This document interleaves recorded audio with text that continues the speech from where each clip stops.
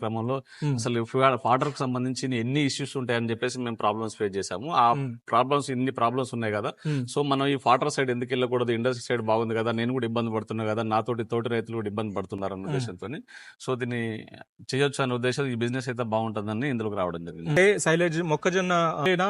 దీంట్లో ఇంకేమైనా కలుపుతారా?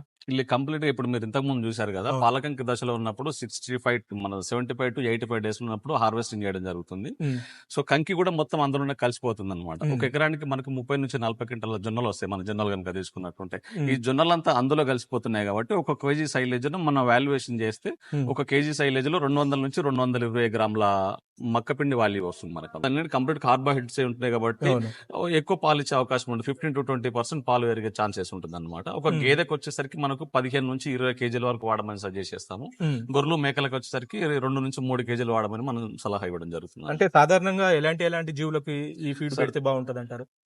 ఇది కంప్లీట్ గా నెమరు వేసే జంతువులు తింటాయండి. ఆవులు, బర్రెలు, గొర్రెలు, మేకలు, ఇంకా ఏవైతే జీవాలు ఉంటాయో అవన్నీ కూడా నెమరు వేసే జంతువులు ప్రతి ఒక్కటి తినడం జరుగుతుంది అన్నమాట. అంటే ఒక జీవికి రోజుకి ఎంత మోతాదులో ఇవ్వాలండి? సార్, గేదెలు ఆవులకైతే 15 నుంచి 20 కేజీల వరకు ఇవ్వచ్చు. గొర్రెలు మేకలకైతే 2 నుంచి 3 కేజీలు ఇవ్వచ్చు ఒక రోజు. అంటే సగటున ఒక జీవికి ఎంత ఖర్చు